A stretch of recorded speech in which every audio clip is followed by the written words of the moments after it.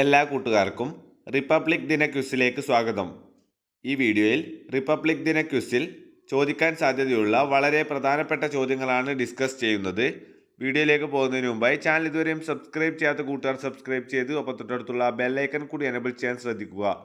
കൂടാതെ നിങ്ങളുടെ കൂട്ടുകാരിലേക്ക് ഷെയർ ചെയ്യാനും വീഡിയോ ഒന്ന് ലൈക്ക് ചെയ്ത് കാണാനും ശ്രദ്ധിക്കുക. കൂടെ തന്നെ ഉത്തരങ്ങൾ പറഞ്ഞു പോകാൻ കൂടി മറക്കാതിരിക്കുക. അപ്പോൾ നമുക്ക് നേരെ ചോദ്യങ്ങളിലേക്ക് കടക്കാം.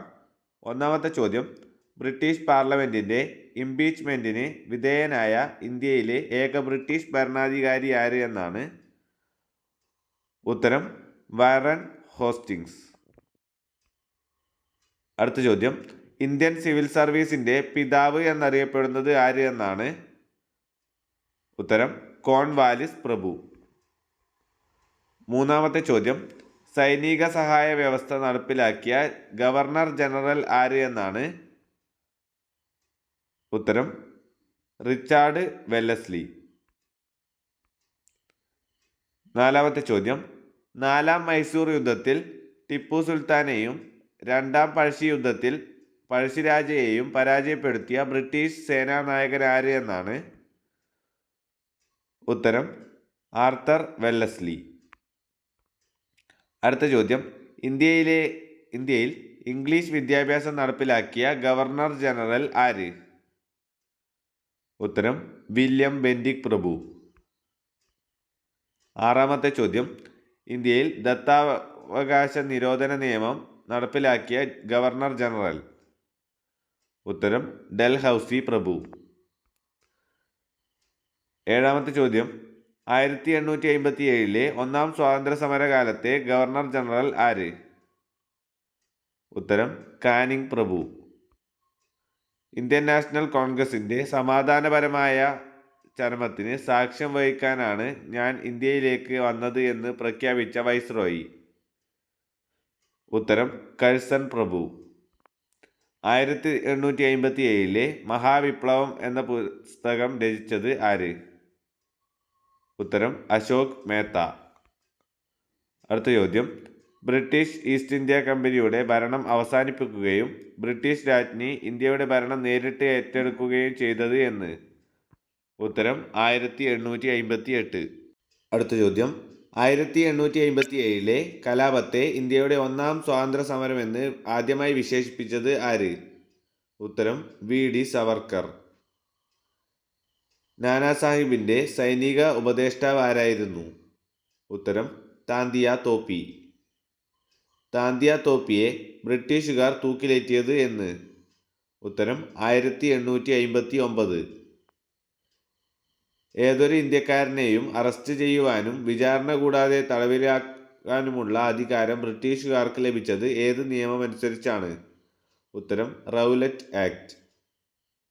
ഇന്ത്യയിൽ അടയാർ കേന്ദ്രീകരിച്ച് ഹോം റൂൾ പ്രസ്ഥാനം ആരംഭിച്ചത് ആര്.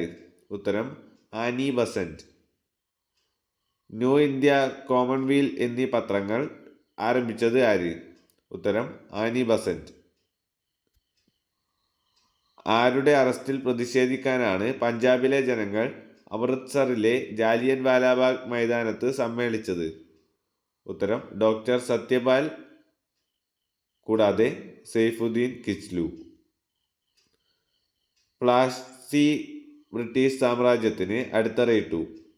അമൃത്സർ അത് ഇളക്കിയിരിക്കുന്നു. ആരാണ് ഇങ്ങനെ പറഞ്ഞത്. ഉത്തരം ഗാന്ധിജി. ഖിലാഫത്ത് പ്രസ്ഥാനം ആരംഭിച്ചത് ആര്. അലി സഹോദരന്മാർ, അതായത് മൗലാന മുഹമ്മദ് അലി, മൗലാന ഷൗക്കത്ത് അലി. അടുത്ത ചോദ്യം, ഖിലാഫത്ത് പ്രസ്ഥാനം ആരംഭിച്ചത് എന്ന്. ഉത്തരം 1919. മലബാർ കലാപത്തോടനുബന്ധിച്ച് ബ്രിട്ടീഷ് ഭരണകൂടം നടത്തിയ ഏറ്റവും ക്രൂരമായ നരനായാട്ടാണ് വാഗൺ ട്രാജഡി. മലബാർ കലാപം എന്ന പുസ്തകം രചിച്ചത് ആര്.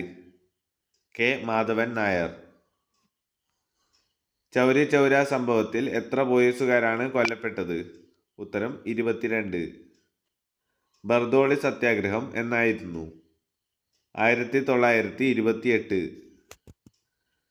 സൈമൺ കമ്മീഷൻ ഇന്ത്യയിലെത്തിയത് എന്ന്. ഉത്തരം 1928. സൈമൺ കമ്മീഷന്റെ ചെയർമാൻ സർ ജോൺ സൈമൺ. പഞ്ചാബിലെ സിംഹം എന്നറിയപ്പെട്ടത് ആര്? ലാലാ ലജ്പത് റായ്. സൈമൺ കമ്മീഷനെതിരെ നടത്തിയ സമാധാനപരമായ സമരത്തിൽ വെച്ച് ബ്രിട്ടീഷ് പോലീസിനാൽ ക്രൂരമായി മർദ്ദിക്കപ്പെട്ട് മരണമടഞ്ഞത് ആര്? ഉത്തരം ലാലാ ലജ്പത് റായ്. സിവിൽ നിയമ ലംഘന പ്രസ്ഥാനം ആരംഭിക്കാൻ തീരുമാനിച്ച കോൺഗ്രസ് സമ്മേളനം ഏത്? ഉത്തരം 1929 ലാഹോർ സമ്മേളനം. കേരള സുഭാഷ് ചന്ദ്രബോസ് എന്നറിയപ്പെടുന്നത് ആര്? ഉത്തരം മുഹമ്മദ് അബ്ദുൾ റഹ്മാൻ. അടുത്ത ചോദ്യം, ഏത് ഉടമ്പടി പ്രകാരമാണ് സിവിൽ നിയമ ലംഘന പ്രസ്ഥാനം താൽക്കാലികമായി നിർത്തിവെച്ചത്? ഉത്തരം ഗാന്ധി ഇർവിൻ ഉടമ്പടി.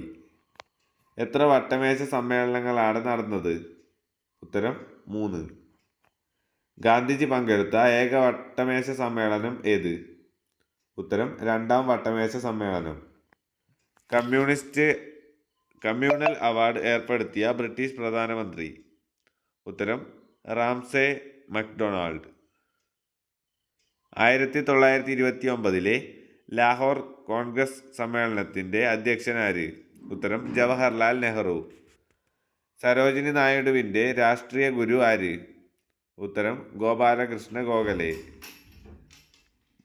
അഹമ്മദ് നഗർ കോട്ടയിൽ തടവിൽ കഴിഞ്ഞ കാലത്ത് ജവഹർലാൽ നെഹ്റു രചിച്ച കൃതി ഏത്? ഉത്തരം ഇന്ത്യയെ കണ്ടെത്തൽ. 1925 കാൺപൂർ കോൺഗ്രസ് സമ്മേളനത്തിൻ്റെ അധ്യക്ഷ? ഉത്തരം സരോജിനി നായിഡു. സ്വതന്ത്ര ഇന്ത്യയിലെ ആദ്യത്തെ വനിതാ ഗവർണർ? സരോജിനി നായിഡു. മുസ്ലിം ലീഗ് രൂപീകരിച്ചത് എന്ന്? ഉത്തരം 1906. വീഡിയോ ഉപകാരപ്രദമായാൽ ചാനൽ മറക്കാതെ സബ്സ്ക്രൈബ് ചെയ്ത് ബെല്ലൈക്കൺ കൂടി എനേബിൾ ചെയ്യൂ. കൂടുതൽ വീഡിയോകൾക്കായി കാത്തിരിക്കൂ. Thank you for watching. By.